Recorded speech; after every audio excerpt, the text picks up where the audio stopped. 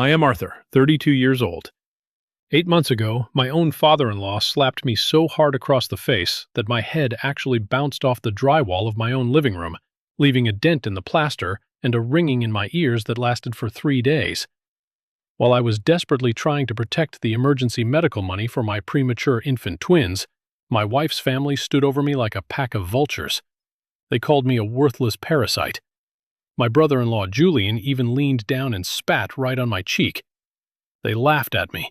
They humiliated me in my own home, thinking they had completely broken my spirit, thinking they could strip my house bare and leave me with absolutely nothing while my wife was thousands of miles away serving in a combat zone.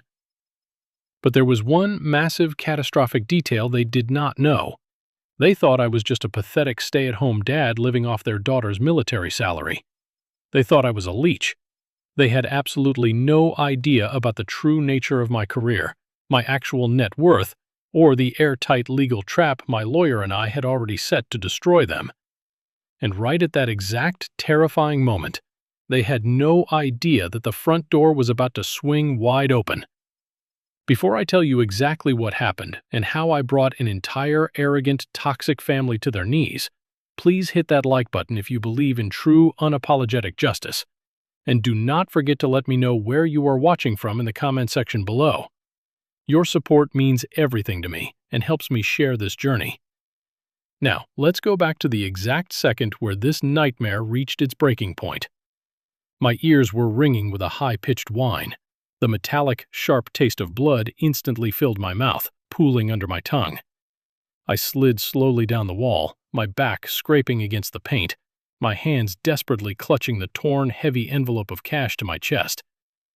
Above me, my father-in-law Richard stood with his chest puffed out, breathing heavily through his nose.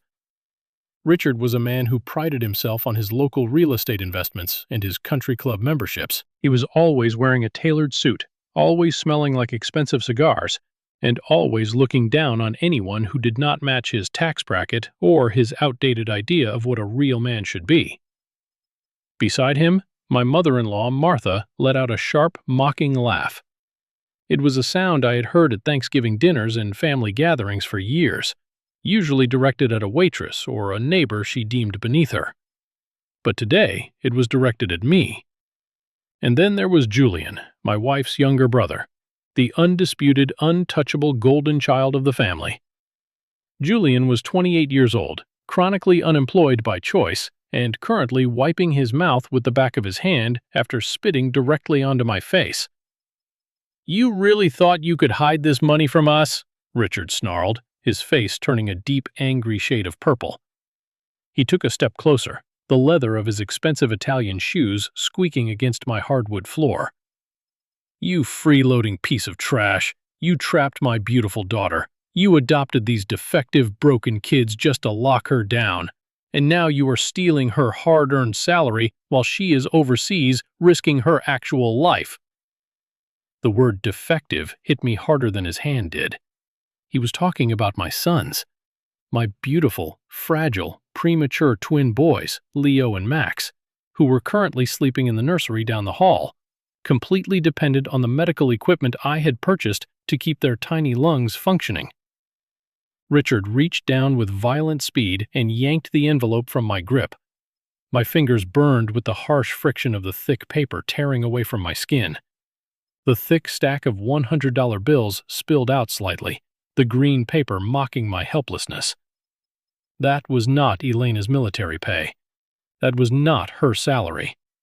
That was cash I had literally just withdrawn from a private vault to pay for an emergency specialist visit for the twins because my credit cards had been illegally frozen. "Give that back to me," I said, my voice shaking with a rage I was desperately trying to control. I tasted more blood as I spoke.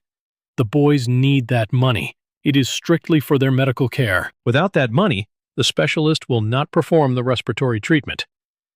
"Oh, just shut up, Arthur," Julian sneered, stepping forward and kicking the toe of my shoe hard. "Elena's money belongs to her real family. You are just a temporary mistake. A phase. Mom, grab the rest of the stuff from the nursery. Get the baby monitors, those expensive air purifiers, whatever you can carry.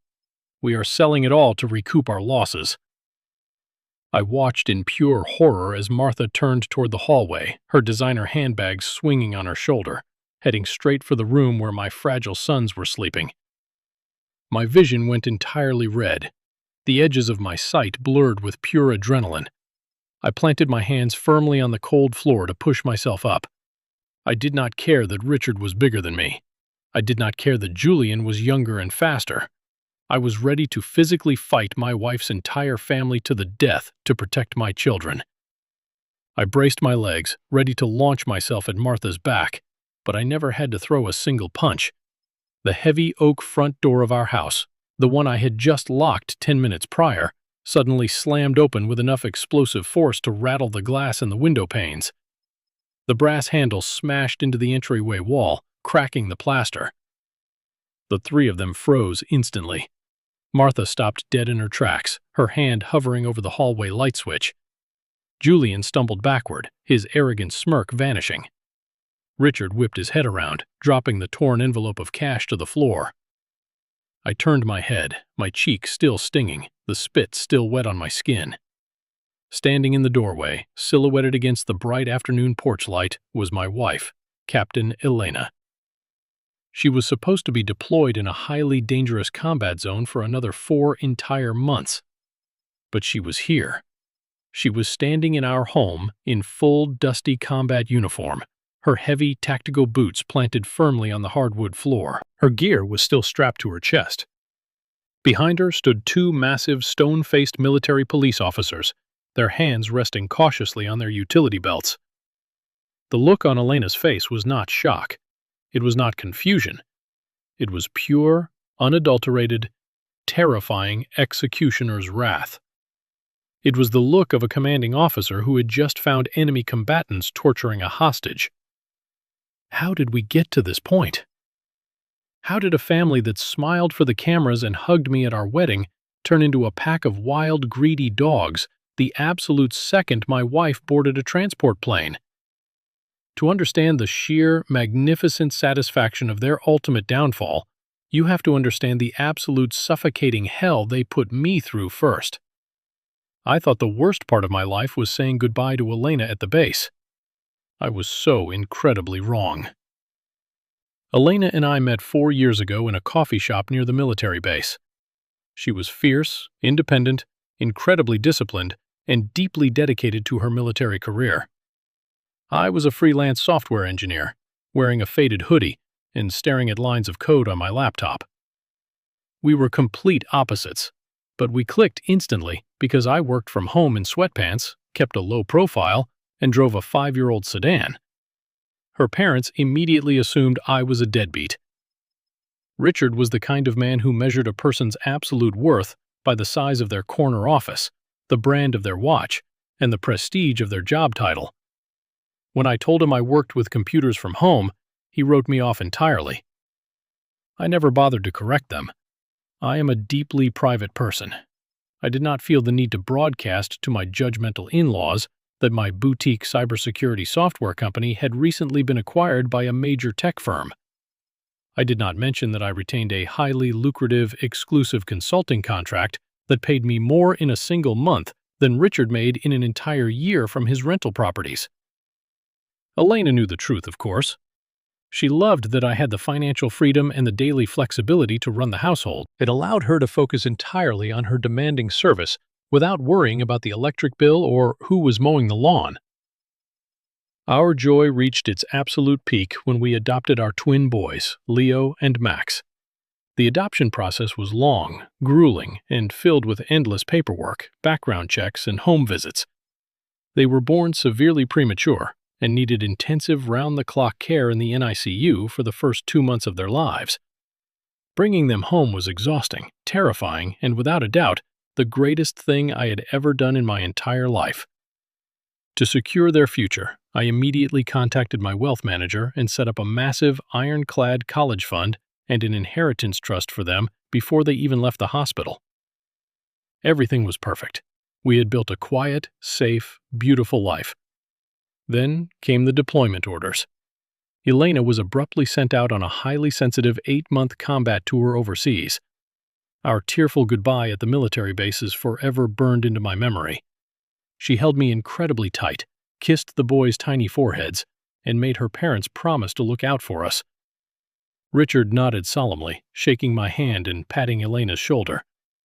Martha cried theatrical tears, dabbing her eyes with a tissue, and swore to her daughter that she would be at our house every single day to support me. The exact moment Elena's transport plane was in the air, the masks fell off entirely, started subtly, creeping in like a slow poison.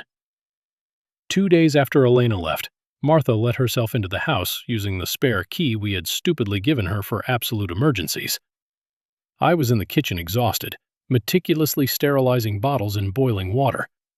She walked past me without saying a single word of greeting, went straight into my home office, and started opening the drawers of my desk. When I wiped my hands on a towel, walked in, and politely asked her what she was doing, she looked at me like I was a cockroach she had found in her pantry. "I am organizing my daughter's finances," Martha stated coldly, not even making eye contact as she flipped through a stack of mail. "Since she is the only one bringing in a real salary, someone responsible needs to make sure you are not bleeding her dry. You know how much babies cost. I will not let you bankrupt my daughter while she is fighting for this country." I took a deep breath and tried to keep the peace.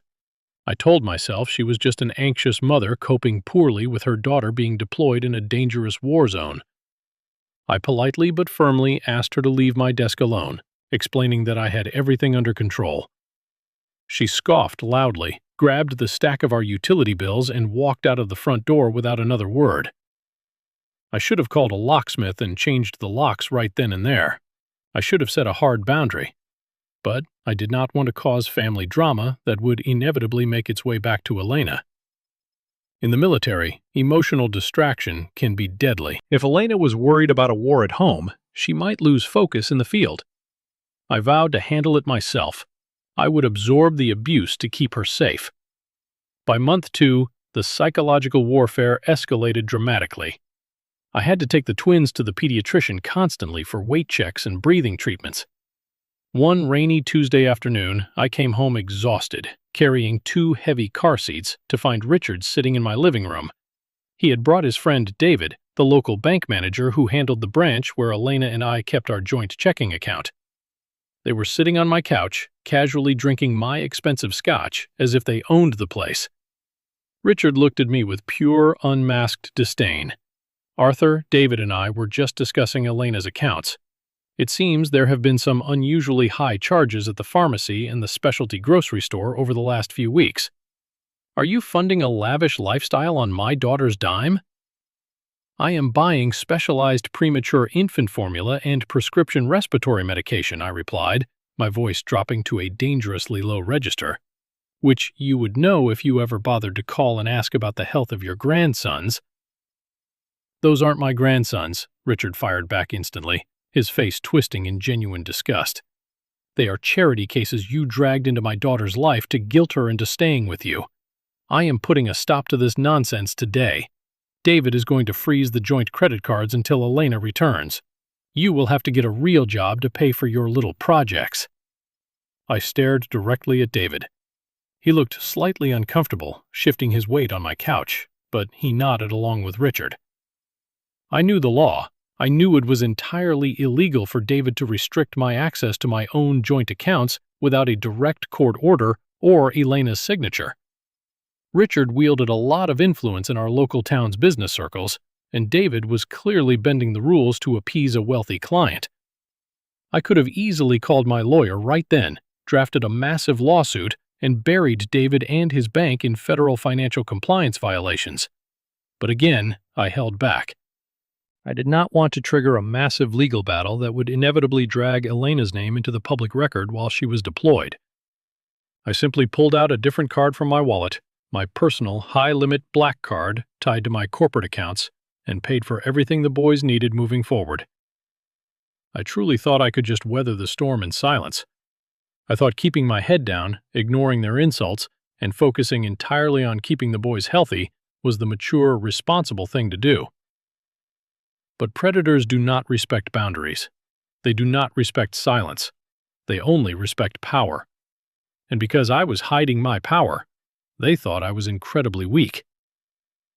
The betrayal ran much deeper than just my in-laws. We had a neighbor, Mrs. Higgins. She was a sweet-looking elderly woman who always brought over baked goods and attended the local HOA meetings. I thought she was a friendly face in a lonely neighborhood. I did not realize she was Martha's personal, dedicated spy. Every single time I left the house to go to the pharmacy, the grocery store, or the doctor, Mrs. Higgins would peek through her blinds and immediately call Martha. Martha would then use her spare key to enter my home while I was gone, snooping through my closets, checking my computer history, looking for any excuse to build a case against me. She was actively looking for ammunition to force a divorce. She was acting like a vulture at a funeral, waiting for the body to drop. The situation was rapidly reaching a boiling point. The air in my own home felt toxic and heavy, but absolutely nothing could have prepared me for the morning Julian pulled into my driveway. The sheer audacity and criminal nature of what they had done behind my back was about to hit me like a runaway freight train. It was a bleak, overcast Tuesday morning. The twins had been up almost the entire night with mild fevers, a common but terrifying occurrence for premature babies. I was running on exactly 2 hours of broken sleep. I was standing in the kitchen, staring blankly at the wall while making a fresh pot of coffee, when I heard the unmistakable, aggressive roar of a high-performance engine tearing down our quiet suburban street. I walked over and looked out the front window. A brand-new, gleaming silver Porsche 911 was parked violently sideways across my driveway. The tires had completely crushed the delicate rose bushes. Elena had spent her last weekend at home planting. The driver's door popped open, and Julian stepped out. He was wearing an expensive designer leather jacket, aviator sunglasses, and a smug, arrogant grin that made the blood in my veins run completely cold. Julian had never held a steady job for more than 3 consecutive months in his entire adult life. He had burned through a small, modest inheritance from his grandparents years ago on bad crypto investments, and constantly begged Elena for money to cover his rent. Seeing him stepping out of a $100,000 luxury sports car made the hair on the back of my neck stand up immediately. Something was deeply, horribly, legally wrong. I opened the front door and walked out onto the porch, crossing my arms tightly over my chest to keep my hands from shaking. "Move the car, Julian. You are crushing Elena's roses." He laughed loudly, a grating sound, and leaned casually against the pristine hood of the Porsche. "Relax, Artie. I'll buy you a new bush." "Actually, no, I won't. You can buy it with whatever pathetic scraps my sister leaves you when she finally realizes what a loser you are." "What do you think of the new ride? Custom interior." "Where exactly did you get the money for a Porsche?" I asked flatly, my eyes scanning the temporary dealer tags. "Investment payout," he lied smoothly, not even blinking. "Dad helped me set it up with his real estate contacts. I'm moving up in the world, Artie. Speaking of which, Dad wants to see you at his office this afternoon. He said to tell you not to be late." Julian tossed his lit cigarette butt directly onto my front lawn, got back into the sports car, revved the engine obnoxiously loud, and sped off, leaving a thick trail of exhaust fumes and ruined flowers in his wake. I did not go to Richard's office. I went straight back inside the house, locked the door, and immediately booted up my secure multi-monitor workstation. I am a senior software engineer specializing in data security and financial encryption. Finding hidden information is literally what I built my career on. I logged into the joint banking accounts, the ones David, the bank manager, had supposedly frozen at Richard's request. I bypassed the standard consumer-facing banking portal and ran a deep diagnostic trace on the recent transaction histories using tools the bank's IT department wouldn't even understand. What I saw on the screen made my stomach drop so hard I felt physically sick. The primary joint checking account was untouched, but the secondary, highly secure emergency medical fund we had set up specifically for the twins, an account that was supposed to be completely restricted and required dual authorization, had been utterly drained. Almost $90,000 was gone, vanished. I tracked the digital footprint. The money had been wired out in 3 separate massive transactions over the last 4 weeks. The destination was an obscure LLC registered under Richard's name, specifically categorized as a real estate holding company. They had not just frozen my credit cards to control my grocery spending, they had somehow bypassed the security protocols. Absolutely, with David's corrupt help from inside the bank, and stolen the money meant to keep my fragile sons alive. And then Richard had funneled that stolen medical money to Julian so he could buy a Porsche to stroke his own massive ego. The sheer calculated evil of it paralyzed me for a long moment. I sat in my ergonomic chair, staring at the glowing numbers. They knew the twins needed an upcoming, highly specialized respiratory surgery. They knew that money was our safety net, and they took it to buy a luxury toy for their golden child. Suddenly, my cell phone buzzed on the desk. It was Claire, Elena's cousin. Claire had always played the sweet, innocent peacemaker in the family. She came over often, bringing cheap coffee, pretending to check on the boys and offering a shoulder to cry on. I answered the phone, my voice completely tight. "Arthur." "Hey," Claire said softly, her voice dripping with fake sympathy. "I heard about the credit cards being frozen. I am so sorry. Uncle Richard is being so difficult right now. Listen, I know a way to get them off your back for good." "I am listening," I said evenly, my eyes still locked on the zero balance of the medical fund on my monitor. "Uncle Richard just wants to feel completely secure about Elena's assets while she is away. He is terrified of a nasty divorce or a custody issue if things go bad between you two. If you just sign over temporary power of attorney for the real estate property to him, he will back off. He will unfreeze the cards. He just wants his name on the deed to protect his daughter's investment. It is just a formality. Arthur, please, just do it for the sake of the babies." I closed my eyes. The final puzzle piece clicked perfectly into place. Claire was not a peacemaker. She was the inside man. She was currently facing a massive career-ending lawsuit over a failed retail business venture of her own, and she desperately needed cash. Richard was promising her a cut of the pie if she could convince the dumb, desperate, broke stay-at-home dad to sign away the deed to our $1 million suburban home. "I will think about it, Claire," I said coldly, and hung up the phone without waiting for her reply. I did not panic, I did not scream, I did not throw anything. A strange, icy, terrifying calm washed over my entire body. I picked up my phone and made 3 very specific calls. The first call was to my personal corporate lawyer, a shark of a man named Harrison. I instructed him to draft the most aggressive, scorched-earth legal complaints he had ever written in his 30-year career. I wanted civil suits for grand larceny, wire fraud, and emotional distress targeting Richard, Martha, Julian, David, and Claire.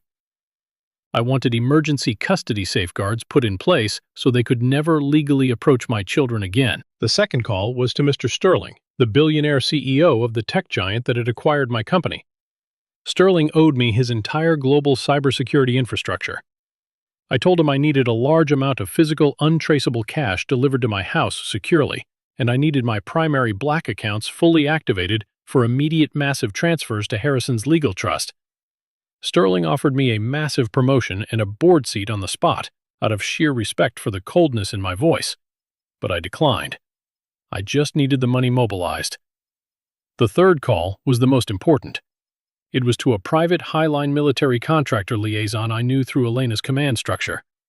I needed to get a highly encrypted priority emergency message directly to my wife's commanding officer. I was no longer keeping the peace. I was bringing down the hammer of God. I spent the next 2 agonizing weeks setting the bait. I played the pathetic victim perfectly. I let Mrs. Higgins see me looking stressed, unshaven, and exhausted. I let Claire think I was seriously considering signing the house over to Richard. I made sure Richard and Martha thought I was completely broken, and completely out of options. And then I made my final move. I laid the trap that would end their reign of terror forever. But nothing in life goes perfectly according to plan. and the storm was about to violently hit my living room sooner than I ever expected. The tension inside the house over those 2 weeks was physically unbearable. Felt like walking through thick mud.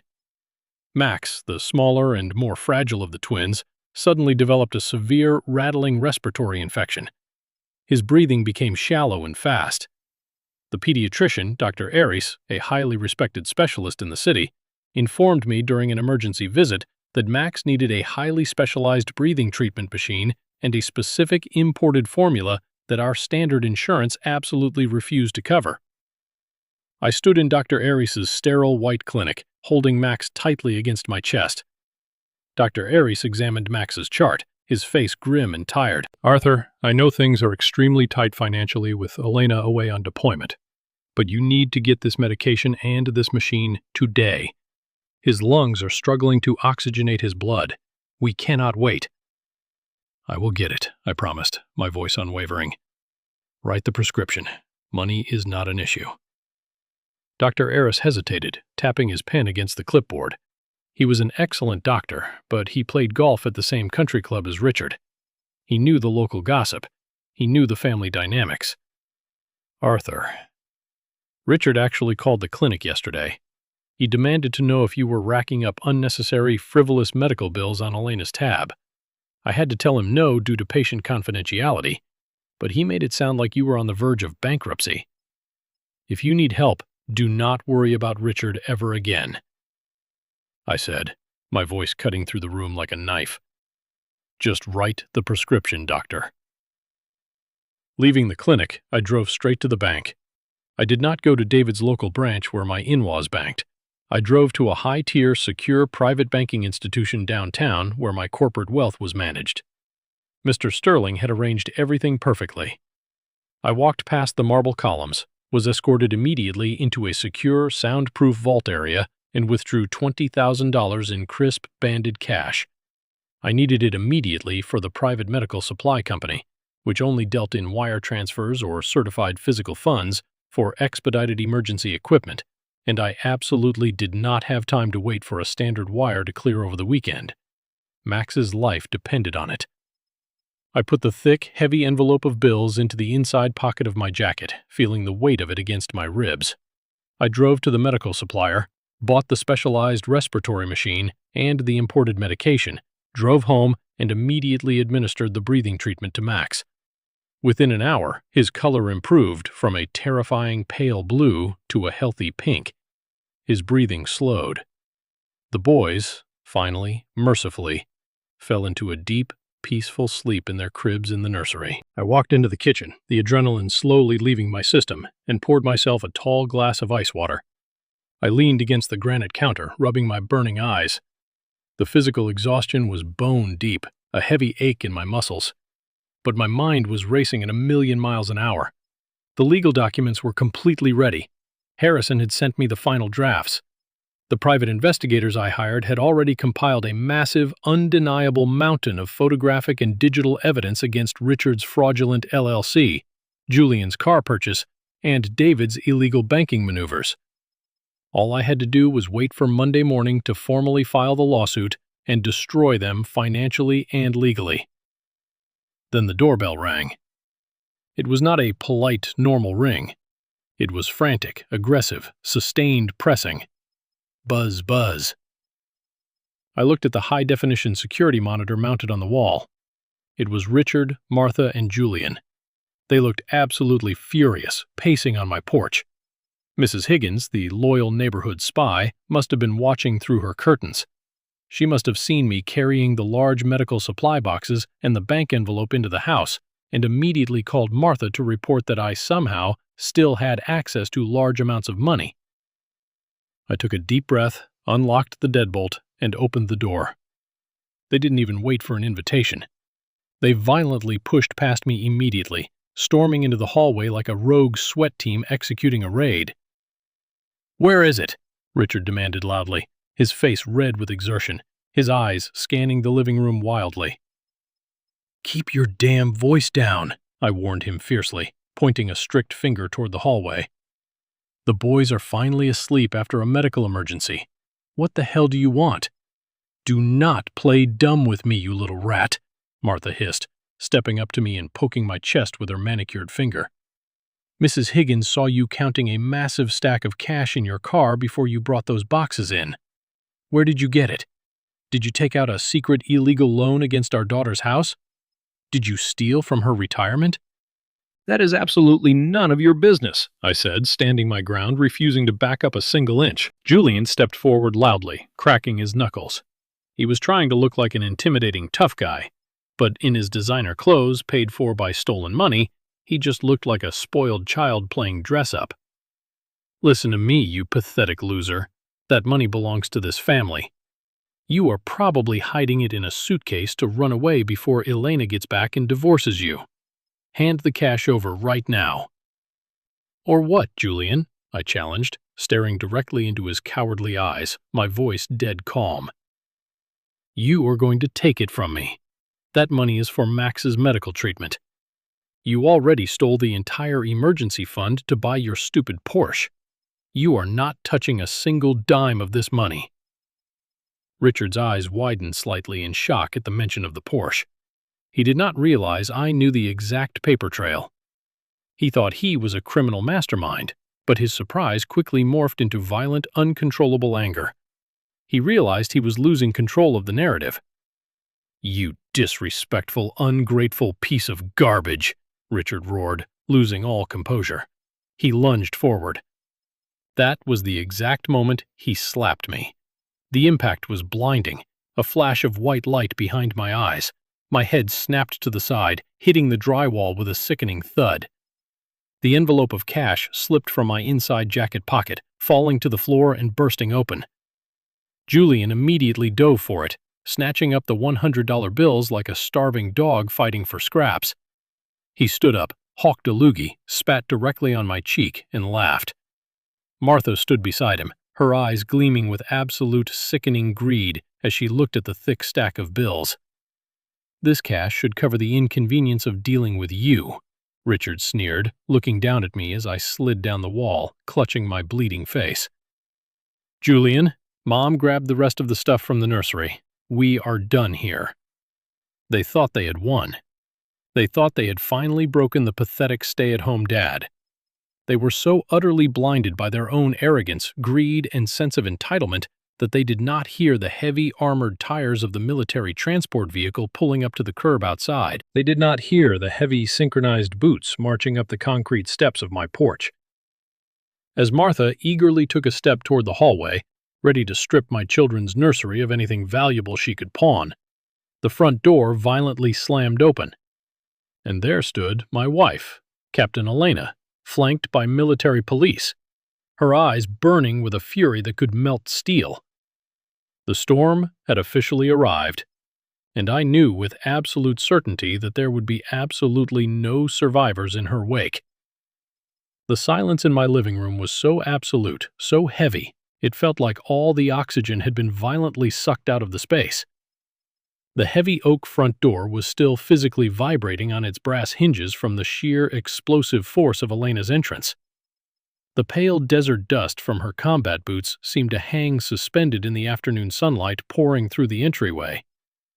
It was a movie scene playing out in real time, but the stakes were my life, my dignity, and the safety of my children. I was still sitting on the cold hardwood floor. My hand was pressed firmly against my bleeding cheek, the sharp, burning sting of Richard's slap radiating through my jawbone and down my neck. Julian, the golden boy, was frozen mid-laugh. His manicured hand was still tightly gripping the $20,000 in cash. He had just scooped off the floor like a greedy animal.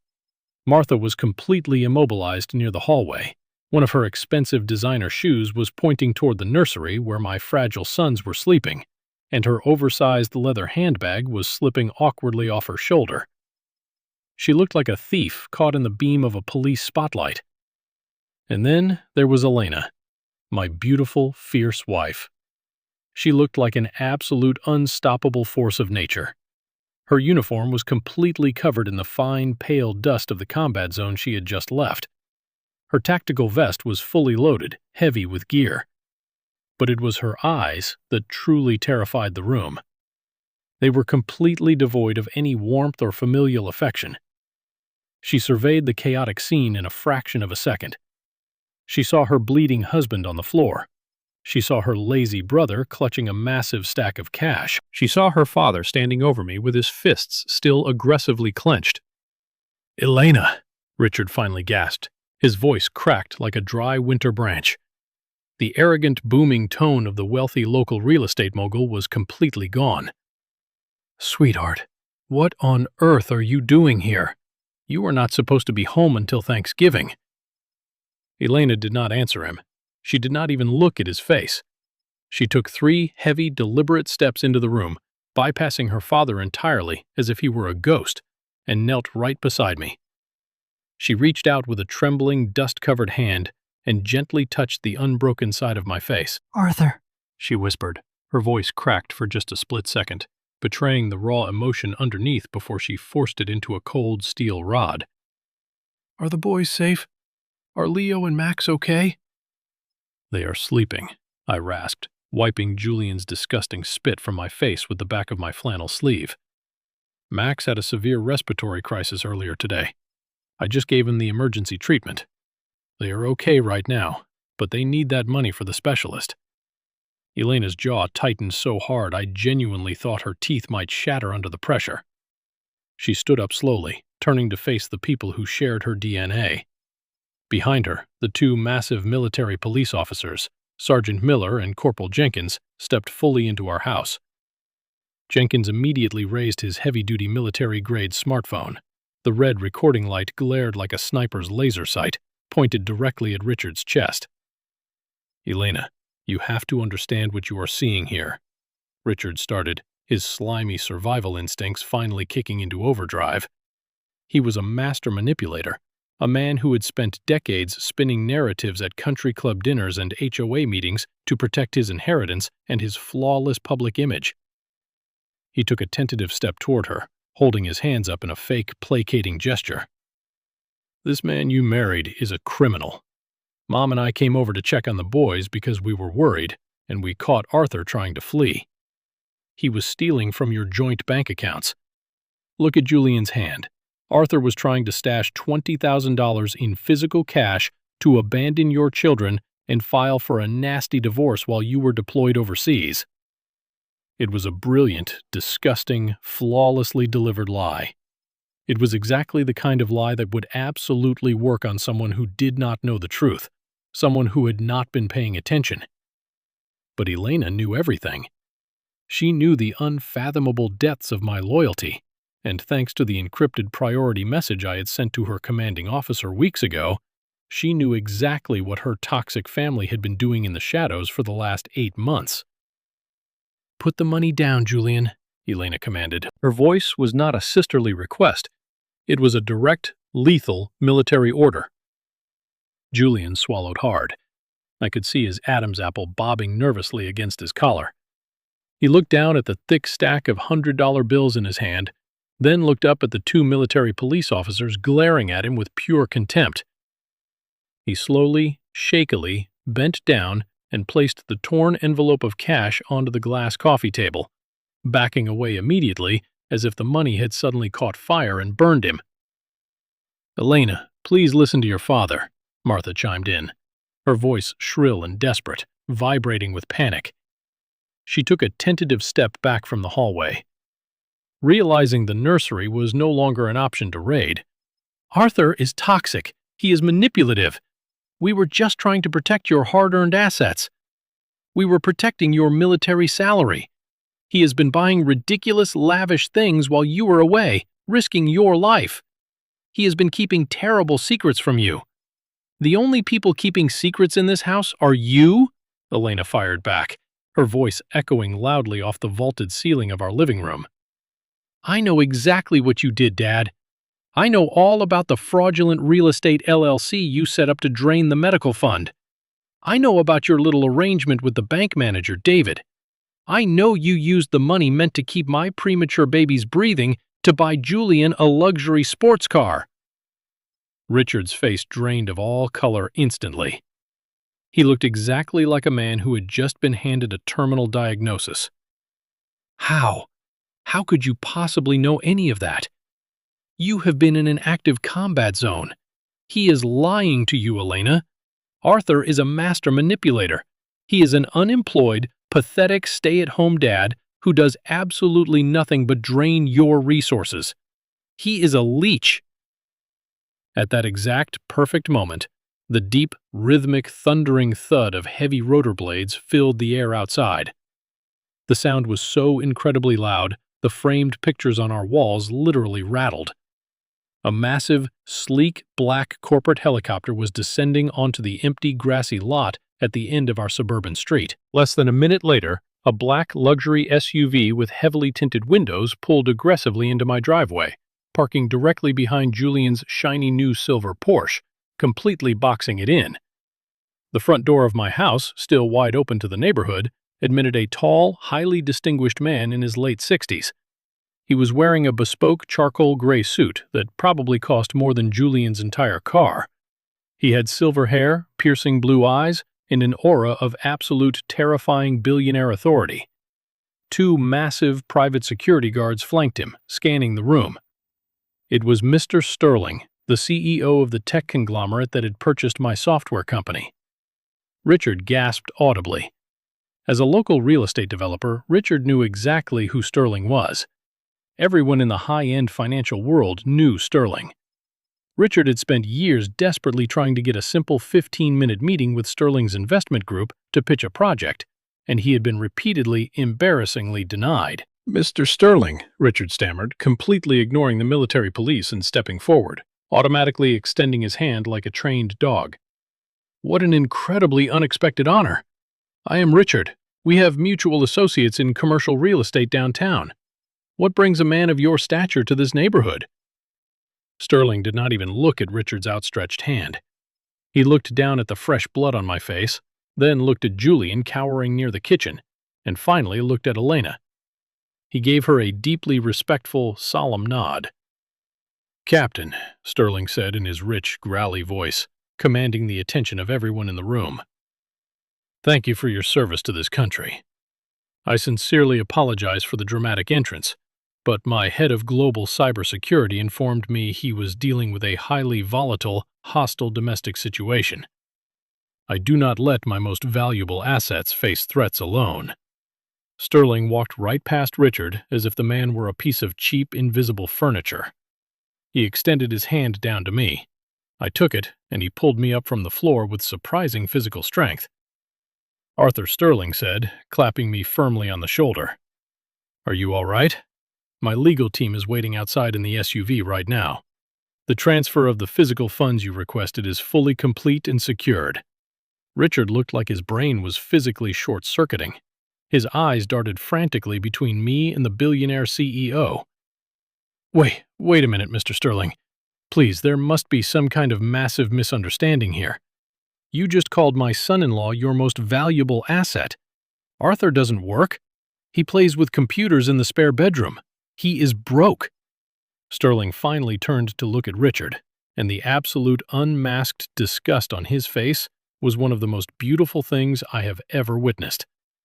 "You truly are an exceptionally ignorant, pathetic man," Sterling said coldly, his voice dripping with venom. "Arthur does not play with computers. Arthur is the original sole architect of the proprietary encryption software that currently secures the financial data for 3 of the largest banks in the world. When my firm acquired his company 2 years ago for an 8-figure sum, he personally negotiated a contract that allows him to work exclusively from home so he could raise his children. His current monthly consulting salary alone makes him one of the wealthiest men in this entire zip code." Martha let out a sharp, choked gasp, clapping both of her hands tightly over her mouth. Her eyes were as wide as dinner plates. Julian looked like he was going to vomit right onto his expensive designer leather shoes. The realization was crashing down on their heads like a collapsing concrete building. But the credit cards," Richard stammered, his mind spinning as his entire constructed worldview violently shattered into a million pieces. "We froze Elena's accounts. He had no money. He had to beg. He never needed your daughter's money," Sterling countered smoothly, crossing his arms. "In fact, Arthur has been quietly paying the property taxes on your own house for the last 3 years because you were secretly drowning in bad debt. He also fully paid off Julian's massive underground gambling debts 2 years ago to keep his legs from being broken by local bookies. He did it quietly, through anonymous dummy accounts, because he didn't want to embarrass you in front of your daughter. He is a multi-millionaire who chose to live humbly, and you, like absolute arrogant fools, decided to violently poke a sleeping dragon. I stood tall, feeling the throbbing pain in my jaw fading entirely into pure, unadulterated adrenaline. I looked Richard dead in the eye. "I let you think I was weak," I said, my voice steady, cold, and final. "I let you insult me. I let you parade around my house like you owned it, because I promised Elena I would keep the peace while she was deployed. But you crossed the point of no return the exact second you stole the medical funds meant for my sons. You didn't just steal money, Richard. You tried to steal their health. And for that, I am going to destroy every single thing you have ever built." I thought the look of utter horror on their faces was the absolute peak of my satisfaction. I was wrong. The real legal nightmare for them was just beginning. The crushing, suffocating weight of the truth had completely paralyzed my in-laws. Martha was openly weeping now. These were not tears of genuine remorse or guilt for the pain she had caused. They were tears of absolute selfish terror. She knew the endless gravy train had not just derailed, it had violently exploded into a million unroverable pieces. Julian was slowly backing away toward the kitchen island, frantically looking for a back exit like a trapped, cowardly rat. Richard, however, was a classic textbook cornered narcissist, and cornered narcissists always double down on their delusions of grandeur. "This is ridiculous," Richard spat, desperately trying to regain his dominant, authoritative posture. Though his hands were trembling so violently he could barely keep them at his sides, he aggressively pulled his expensive cell phone from the inside pocket of his tailored suit jacket. "I don't care how much hidden money you have, Arthur. You still assaulted me. You have been legally hiding massive assets during a marriage. That is absolute grounds for a massive, ruinous lawsuit. I know the chief of police in this town personally. We golf every single Sunday. I am calling him right now, and I am having you arrested for battery, and we will see exactly how your fancy tech job handles a highly publicized domestic violence charge." But Elena did not even blink. Sergeant Miller stepped forward and calmly explained that because Elena was an active-duty officer who had requested federal protection against financial exploitation and domestic threats, Richard's local police connections had no power inside that house anymore. Corporal Jenkins had already recorded Richard's assault, Julian's attempt to take the cash, and their own words exposing the theft of the twins' medical fund. Julian panicked first, screaming that Richard had given him the money for the Porsche and that he did not know it came from the baby's account. Martha collapsed to her knees, begging Elena to remember they were family. But Elena looked down at her mother with no pity left and told her she had stopped being family the moment she watched my husband bleed and laughed.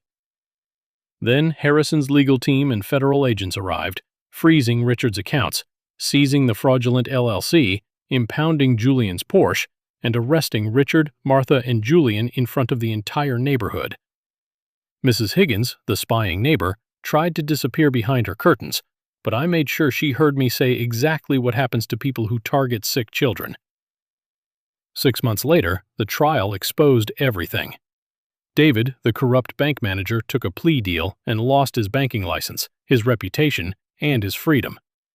Claire, Elena's cousin, was revealed as the hidden mastermind who had pushed Richard to steal the medical fund and pressure me into signing over our home, so federal marshals arrested her right outside the courtroom. Richard lost his properties, his country club status, his accounts, and finally his freedom, receiving 8 years in federal prison. Julian was sentenced to 4 years for receiving stolen property, grand larceny, and assault, while Martha avoided prison but lost her house, her luxury life, and every fake friend she had spent years trying to impress. Elena and I did not celebrate with champagne. We simply walked out of the courthouse, hand in hand, went home to Leo and Max, and closed the door forever on the people who had mistaken silence for weakness. Elena transferred to a permanent stateside assignment. The boys recovered and grew stronger every day, and we sold the old house with its poisoned memories, moving into a safe new home filled with laughter, sunlight, and people who had actually stood beside us when it mattered. One golden Sunday, while Sergeant Miller, Corporal Jenkins, and Mr. Sterling laughed in our backyard as Leo and Max played nearby, I finally understood what family truly meant. It was not blood. It was loyalty. It was protection. It was the people who came through the door when the wolves were already inside. I learned that keeping peace with toxic people is not noble when it costs your dignity, your sanity, or your children's safety. True strength is not swallowing abuse in silence. True strength is drawing a hard line and saying, "No more." And as Elena leaned against me with Max sleeping peacefully on her shoulder, I knew we had survived the fire they started and built something beautiful from the ashes. No one would ever take that away from us again.